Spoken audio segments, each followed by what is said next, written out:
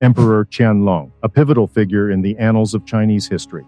On the other hand, the fact that he had a male concubine is a mystery that has intrigued historians for ages. Most people are unaware of this fact. So fasten your seatbelts, because you're about to learn everything about the wildlife of Emperor Qianlong's male concubine. During the reign of Emperor Qianlong, the Qing Dynasty was at the height of its strength, and Emperor Qianlong's court was renowned for its luxury and magnificence. Let's delve into the history of this remarkable individual, shall we? Who exactly was Emperor Qianlong, and who exactly was this legendary emperor who had a male lover in addition to his many female concubines?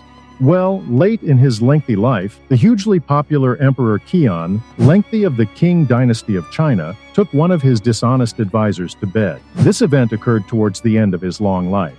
Qian Long, the fourth emperor of the Qing Dynasty or the Manchu Dynasty, was born in 1711 and began his reign in 1735. He would go on to rule for more than 60 years. Qian Long was named as his father's heir very early into his father's reign. This was a little bit of a contentious appointment, as he was the fourth-born son. However, by the time it came for him to rule, he was the oldest surviving male, although he had a male favorite. It's clear that Emperor Qianlong was not gay by all accounts. He was very much loved by his first wife, and the two had a son together. In addition to this son, he had at least 27 children, among his many concubines. It was under Qianlong's rule that China reached its largest size, and it was during this time that there was massive population growth. However, these great achievements are often overshadowed by the fact that he gave so much power to corrupted advisors later in his life. One of these officials worked his way up through the palace from an imperial bodyguard and eventually held titles such as the Vice President of the Ministry of Revenue Grant Counselor and Minister of the Imperial Household Department. This man was called Hessian. Who was Hessian?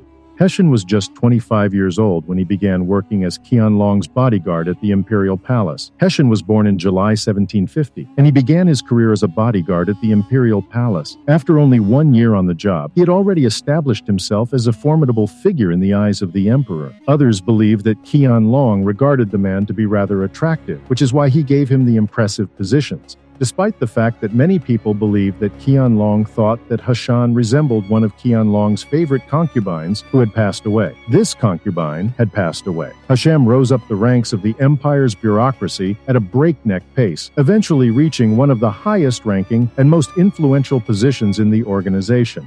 In addition to the rapid and outstanding promotions, he was put in charge of handling both the household affairs and the budget for the entire empire. Both of these responsibilities were impressive. It's likely that the emperor chose the man for an advising post simply because he was impressed with the man's work and wanted someone with that type of work ethic in the role. Qian Long, who had special favor with the emperor, devised a scheme in which his youngest and most favored daughter would wed Hessian's son.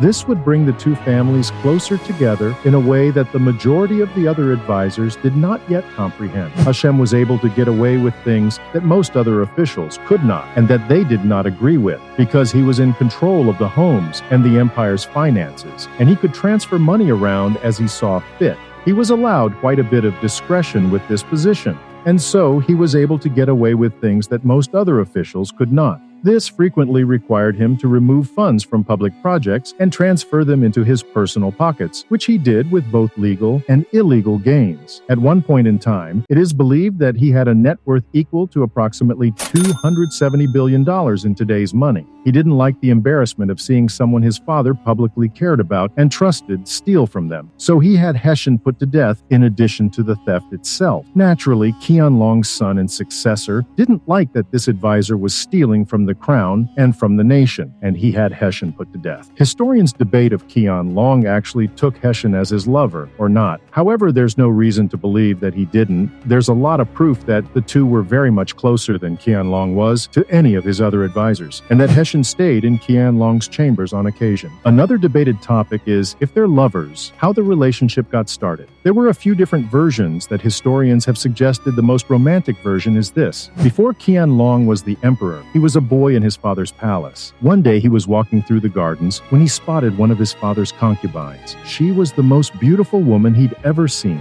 and he had to have her for himself. Once his father learned about this, he ordered that the concubine be put to death for sleeping with someone other than himself, something concubines were never supposed to do. When Qian found out that she was set to die because of him, he felt sorry for her. Before she was killed, he touched her neck with a cinnabar and told her that they would meet again in 20 years. When Qian Long saw Hessian, he was immediately drawn to the young man because of his close resemblance to the woman after he looked more closely at the man. Hessian had a red birthmark on his neck in the same spot as Qian Long had marked the concubine, and Hessian's age was consistent with that of a concubine.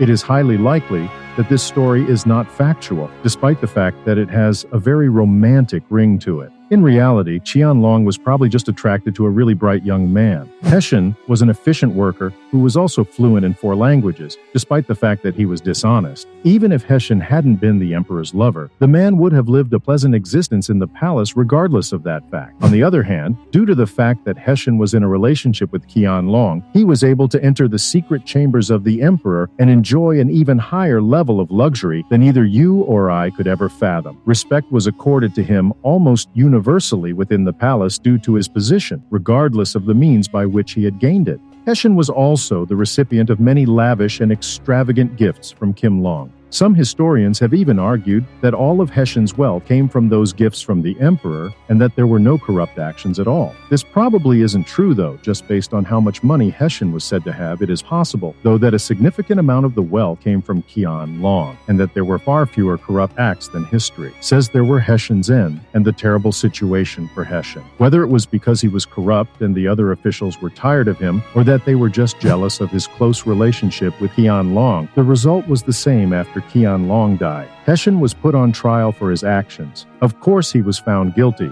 and he was given a death sentence where he was ordered to kill himself. The accounts vary on how he was supposed to kill himself, but all agreed that he committed suicide by tying his own hands and feet together. Do you believe that having that degree of money in life is going to make up for the fact that people will remember you as a bad person when you're gone? If you enjoy watching videos like this one, make sure to subscribe and then click the link to be notified of other bizarre historical events. In the Chinese media, Hessian has established himself as an easily recognized character. He is consistently portrayed in a sarcastic light, as befits his status as the antagonist of the story. The enthralling and heartbreaking tale of Emperor Qianlong's male concubine has now come to an end. So there you have it, folks. Come back with us the following time as we unearth even more buried treasures from the pages of history. To tide you over until then, just remember to keep adventuring and to never give up looking for the amazing tales that have shaped our planet. Thanks for watching. Bye.